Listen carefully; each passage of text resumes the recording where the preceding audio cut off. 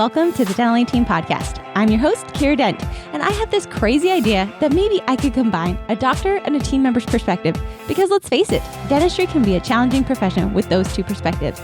I've been a dental assistant, treatment coordinator, scheduler, biller, office manager, regional manager, practice owner, and I have a team of traveling consultants where we have traveled to over 165 different offices coaching teams. Yep, we don't just understand you, we are you. Our mission is to positively impact the world of dental, and I believe that this podcast is the greatest way I can help elevate teams, grow VIP experiences, reduce stress, and create A-teams. Welcome to the Dental Team Podcast. Hello, Dental Team listeners. This is Kiera and the one and only Spiffy Tiffy coming to you guys on our labor of love today with theme 11 out of 12 for these 12 systems. Practice profitability. Tiff, how pumped are you for practice profitability and not ops manual? Closing out the ops manual, moving forward. Amen, guys. Amen. Practice profitability is so much more fun. And it's fun because it used to be my greatest weakness. Like neck and neck with marketing, practice profitability used to be the zone that I just felt like an idiot on. Tiff, how did you learn as an office manager, because you had it before I met you, how did you learn how to get your practice profitable as an office manager? Like what was kind of your training and experience as an office manager? Yeah, well, I had a great doctor that I worked for that was always really informative and shared a lot of information with me from the get-go. And he always worked off of goals. So I think from the start of, my time with him, my almost 13 years with him, he really just had me goal oriented and also personally goal oriented. So we were always working on both aspects and really seeing how my personal development would relate back to the practice profitability. And then we did have an office manager as well who was wonderful, and she handed me down a lot of tools and taught me what KPIs were, how to pull the information I needed, and really how to see the trends of the KPIs and the trends of like the treatment case acceptance to see what the issues were. There, she's where I learned that if he's not given us enough to diagnose, we can't sell cases, etc. So all of those pieces, I think both of them were really detrimental in my learning all of that. And the practice that we built was built off of numbers and not off of necessarily people. The people came in and we fit them into the numbers. And we took a lot of continuing education courses as well. Mm-hmm. That's actually really helpful because I feel like I didn't know, guys, my practice profitability came not because I actually knew what the heck I was doing, but from the school of hard knocks. As an office manager, I didn't know. We did not set annual goals. My doctor told me what they wanted. I didn't have any part of it. I had no clue why we were doing it. And then we didn't have meetings. I had like kind of monthly meetings. There were no calibration meetings amongst our practice. We did not have standardized exams. We did not have monthly one-on-ones. I didn't have weekly meetings. I didn't have doctor hygienist calibrations. I did not have any type of meetings with any of my team members to check to see how our AR was going on our billing. I did not know how to give reviews and raises. I did not know how to make effective bonuses. I just willy-nilly that. I didn't even know how to like help our team hit a goal. I didn't know what my dollar per hour per doctor production was or hygienist. I didn't know that my supply should be below 5%. I had no idea that my lab should be below 9%. No idea that my payroll should be 30% or less. Had no idea about any of those items. Like I literally didn't even know how to read a P&L. I didn't know that what overhead was. I didn't know that my overhead should be 50% or less, excluding my doctor pay. I didn't know what taxes were. I didn't know what practice profitability should be. Like none of those things were there. And so my meetings were less than effective. My focus of the company was less than effective. I was being very reactive instead of proactive and trying to push our team without any basis as to why we needed to have it done. So that's where I feel like practice profitability is so huge, like end all be all. If we're not taking home paychecks like our doctors and we don't have money left over at the end of the month, we are struggling on practice profitability. Like you should, as a business owner, be profitable every single month. That is a standard. That is something that is real. There are hundreds and thousands of offices out there that have made this a reality. So it's not just a pipe dream. but it really is there. But I feel like office managers and doctors really need to be aligned on practice profitability and making sure that they're looking at those numbers, using the numbers as their guide rather than just a hope and a wish to make it happen. Yeah, I totally agree. I totally agree. And that made me think too, as you were talking about all of that, my office manager did really well at wrangling my doctor into the meetings. And we didn't have, I think we still could have done more meetings. Like now that I'm consulting and I'm seeing how all these pieces flow together, I think we did really, really good at looking at lag measures, but not necessarily lead measures. And so I would say looking back, I would add more meetings, but she did make sure we had our monthly meetings and our quarterly and our yearly, and then we always had our quarterly CPA meetings. And towards the end of her lifetime with our practice, she started having me in those meetings too. So it helped me to see what all of those numbers really meant. And so I think too, for doctors that have office managers or business administrators that you're trying to figure out, like, why aren't you looking at the numbers? Why don't you understand? Why can't you read a P&L? Like, it's probably because they've never seen it. And so if you just get them invested into those conversations and into those meetings with you, that really spearheaded it for me and made it kind of full circle for me to be able to see why all of these pieces flowed into one another. Hello, Dental Team listeners. This is Kiera, and you guys, how was your 2022? I want you to look back and tell me, was it the year of years? Or was it a really hard year? Did you crush it or did it crush you? This is the time, guys, for end of year, Dental A-Team Platinum is welcoming you, where we will physically fly to your practice. We will come and we will elevate your dreams and make them into a reality. And guys, space is limited and prices are going up. This is not a sales pitch. This is not something where I'm trying to scare you into it. I'm just facing the reality of inflation is here, flights are expensive, and I want to see as many people as we possibly can and serve as many as we can. So if you want to be part of our elite group of people, there are limited spaces because our consultants can only see as many. We are taking on 10 new platinum offices by the end of the year, and that's it. That's all we have space for. So if you want to be one of the elite 10, come join us. Be a part of our top-notch elite doctor community. Be a part of our office manager and hygiene and front office communities.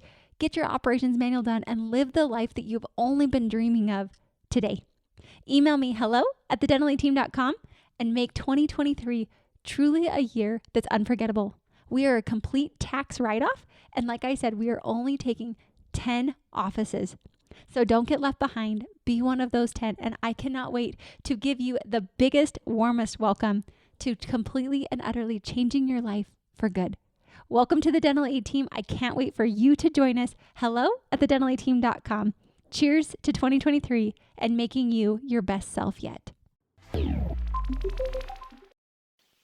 And I think it's like learning a new language, learning to ride a bike. Like some people will get it right off the bat. And other people, it's going to take you a little bit of time to be able to understand what all these numbers do, how they all impact. And Britt Stone and I did a podcast a while ago where Britt really, she made it very simple of like looking at the numbers are just the different levers that we can adjust in our practice to help our practice grow or decline.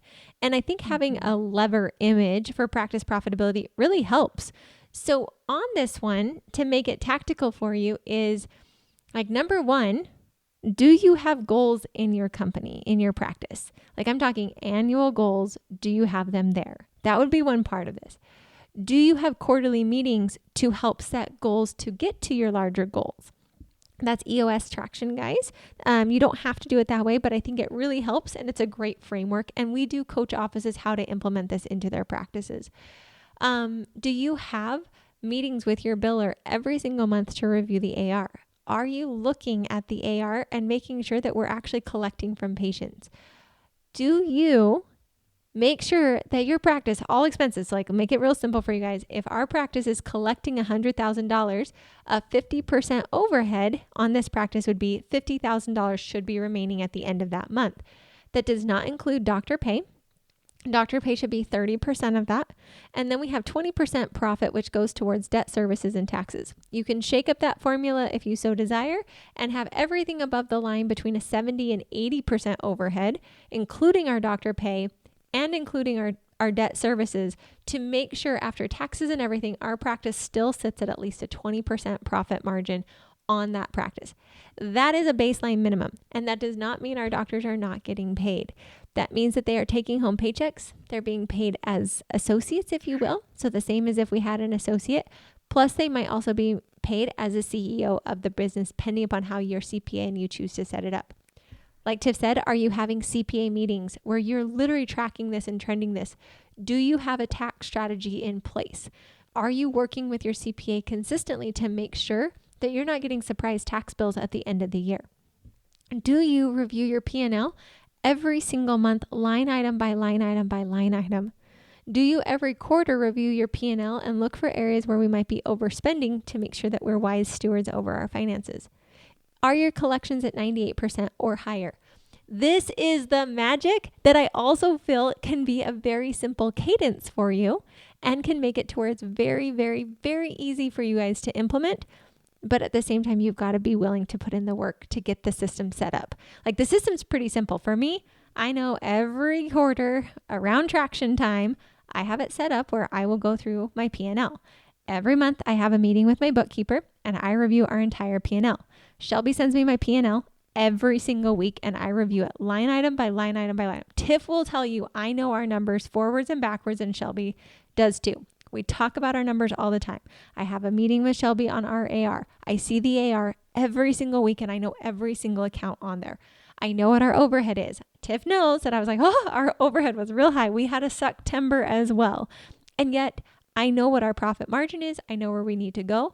And looking at that to make sure we can make smarter decisions. So I really feel like practices, this to me is the treasure map to success. This is where I feel like the magic lies, because numbers don't lie. Numbers are not objective.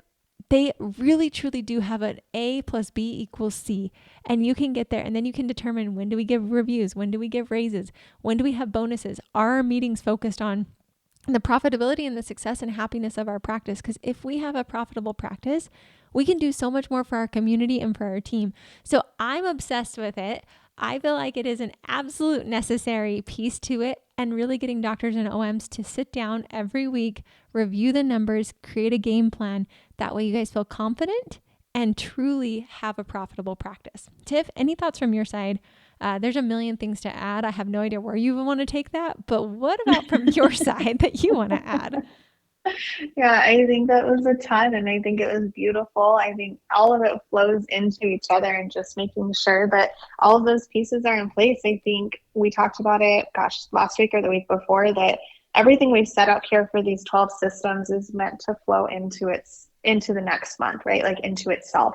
And so really all of the pieces you've been working towards are for your practice profitability. Your patient experience is your practice profitability. So being able to take all of those pieces, your operations manual is going to flow into your practice profitability, because there's not wasted spaces of time where you're doing all this training on things that they could just go watch a video or read a simple sample on. Like, all those pieces are going to flow into this practice profitability, and really learning how to dive into those numbers and see them and see what you need to be doing in order to get the results you want, and or see the results you want and be able to pick through and see the trends that are creating it so you're not meeting those results. Those are the keys, and that's something that we can always help you with. Mm-hmm. So to Tiff's point, guys, this is the magic. This is where it's at. So I want you guys to rate this Tiff Dental A Team hot seat moment, 1 to 5 and 1 to 10. 1 to 5. Again, I really, guys, would rate you on year to date. Where is your profitability? Are you profitable as an organization and as a company? Do you have these meetings in play? Do you look at them? That's what's really going to be the rating system here. I don't care if you have all these things in play. If you are not profitable, we got to fix it. Like, that's not an option at all. So Tiff, what do you feel? I'll give my number. So a 1 to 5 and a 1 to 10. How do you feel Dental A Team's our company profitability is? Systems, overall company, how do you feel like it is? I think overall practice profitability based on systems and really just our numbers, I think current right now we've got, September, and we've had, marketer we didn't have. So I think I would give us like a 3.54. and then probably a 7.58 if I'm doing those two metrics. For sure.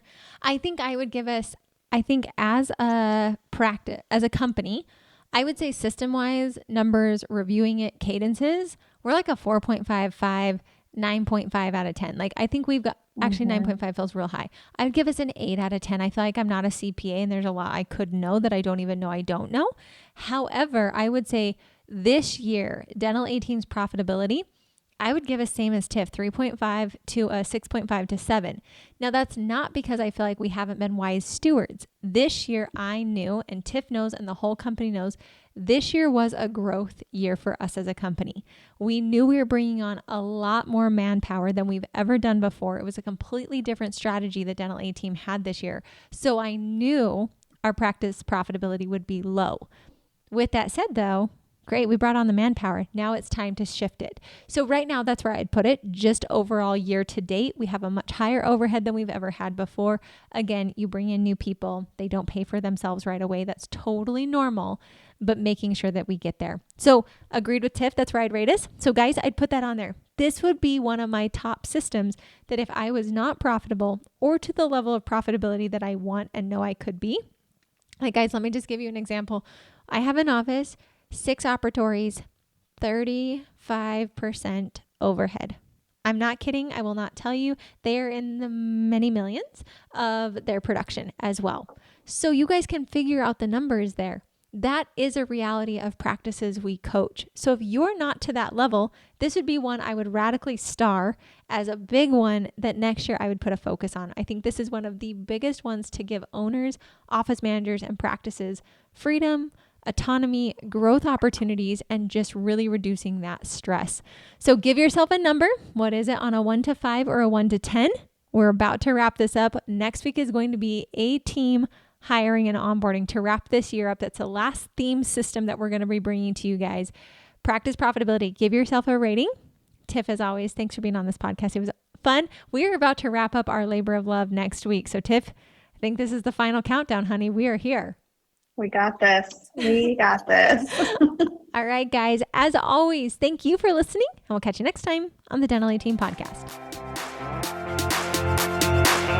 And that wraps it up for another episode of the Dental 18 podcast. Thank you so much for listening, and we'll talk to you next time.